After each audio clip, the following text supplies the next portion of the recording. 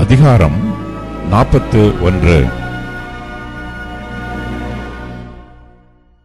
பின்பு 7ஆம் மாதத்திலே ராஜவம்சத்தில் பிறந்தவனும் எலிசாமாவின் குமாரனாகிய நெத்தானியாவின் மகனுமான இஸ்மவேலும் அவனுடனே கூட ராஜாவின் பிரபுக்களான 10 பேரும் மிஸ்பாவுக்கு அகிகாமின் குமாரனாகிய கெதலியாவினிடத்தில் வந்து அங்கே ஏகமாய் போஜனம் பண்ணினார்கள். அப்பொழுது நெத்தானியாவின் குமாரனாகிய இஸ்மவேலும் அவனோடு இருந்த 10 பேரும் எழும்பி பாபிலோன் ராஜா தேசத்தின் மேல் அதிகாரியாக வைத்த சாப்பானின் குமாரனாகிய அகிகாமின் மகனான கெதலியாவை பட்டயத்தால் வெட்டினார்கள். மிஸ்பாவிலே கெதலியாவினிடத்தில் இருந்த எல்லா யூதரையும் அங்கே காணப்பட்ட யுத்த மனுஷராகிய கல்தேயரையும் இஸ்மவேல் வெட்டி போட்டான்.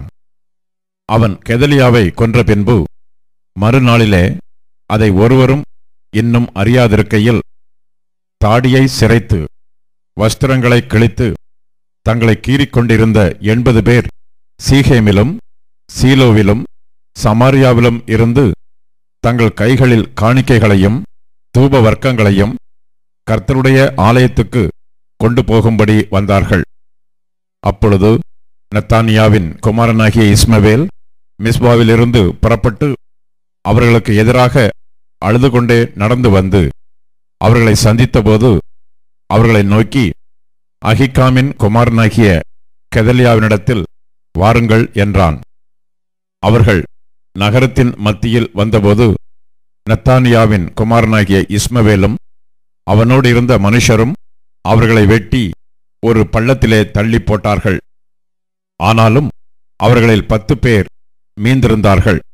அவர்கள் இஸ்மவேலை பார்த்து, எங்களை கொலை செய்ய வேண்டாம், கோதுமையும் வார்கோதுமையும் எண்ணெயும் தேனுமுள்ள புதையல்கள் எங்களுக்கு நிலத்தின் கீழ் இருக்கிறது என்றார்கள். அப்பொழுது அவர்களை அவர்கள் சகோதரரோடும் கூட கொலை செய்யாமல் விட்டு வைத்தான். இஸ்மவேல் கெதலியாவின் நிமித்தம் வெட்டின மனுஷருடைய பிரேதங்களை எல்லாம் எரிந்து போட்ட பள்ளமோவெனில் ஆசா என்னும் ராஜா இஸ்ரவேலின் ராஜாவாகிய பாஷாவின் நிமித்தம் உண்டு பண்ணின பள்ளந்தானே. அதை நெத்தானியாவின் குமாரனாகிய இஸ்மவேல் வெட்டுண்ட பிரேதங்களால் நிரப்பினான். பின்பு இஸ்மவேல் மிஸ்பாவில் இருக்கிற மீதியான ஜனத்தையெல்லாம் சிறைப்படுத்தி கொண்டு போனான். ராஜாவின் குமாரத்திகளையும் காவற் சேனாதிபதியாகிய நேபுசாராதான் அகிகாமின் குமாரனாகிய கெதலியாவின் விசாரிப்புக்கு ஒப்புவித்து போன மிஸ்பாவில் உள்ள மீதியான சகல ஜனங்களையும் நெத்தானியாவின் குமாரனாகிய இஸ்மவேல் சிறைப்படுத்தி கொண்டு அம்மோன் புத்திரர் பட்சத்தில் போக புறப்பட்டான். நெத்தானியாவின் குமாரனாகிய இஸ்மவேல் செய்த பொல்லாப்பையெல்லாம் கரேயாவின் குமாரனாகிய யோகனானும் அவனோடு இருந்த எல்லா இராணுவ சேர்வைக்காரரும் கேட்டபோது அவர்கள் புருஷரையெல்லாம் கூட்டிக் கொண்டு நெத்தானியாவின் குமாரனாகிய இஸ்மவேலோடே யுத்தம் பண்ண போய் அவனை கிபியோனில் இருக்கும் பெருங்குளத்து தண்ணீர் அண்டையிலே கண்டார்கள். அப்பொழுது இஸ்மவேலோடு இருந்த சகல ஜனங்களும் கரேயாவின் குமாரனாகிய யோகனானையும் அவனோடு இருந்த எல்லா இராணுவ சேர்வைக்காரரையும் கண்டு சந்தோஷப்பட்டு, இஸ்மவேல் மிஸ்பாவிலிருந்து சிறைப்பிடித்து கொண்டு போன ஜனங்களெல்லாம் பின்னிட்டு திரும்பி கரேயாவின் குமாரனாகிய யோகனானிடத்தில் வந்துவிட்டார்கள்.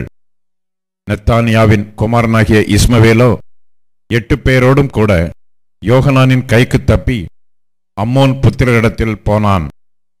கரேயாவின் குமாரனாகிய யோகனானும் அவனோடு இருந்த எல்லா இராணுவ சேர்வைக்காரரும் அகிகாமின் குமாரனாகிய கெதலியாவை வெட்டி போட்ட நெத்தானியாவின் குமாரனாகிய இஸ்மவேல் கொண்டு போனதும் தாங்கள் கிபியோனிலே விடுதலையாக்கி திரும்ப பண்ணினதுமான மீதியான சகல ஜனமுமாகிய சேவகரான மனுஷரையும் ஸ்திரீகளையும் குழந்தைகளையும் அரமனை பிரதானிகளையும் சேர்த்து கொண்டு பாபிலோன் ராஜா தேசத்தின் மேல் அதிகாரியாக்கின அகிகாமின் குமாரனாகிய கெதலியாவை நெத்தானியாவின் குமாரனாகிய இஸ்மவேல் வெட்டி போட்டது நிமித்தம் கல்தேயருக்கு பயந்தபடியினால் தாங்கள் எகிப்துக்கு போக புறப்பட்டு பெத்லெகேம் ஊருக்கு அருகான கிம்காமின் பேட்டையில் தங்கியிருந்தார்கள்.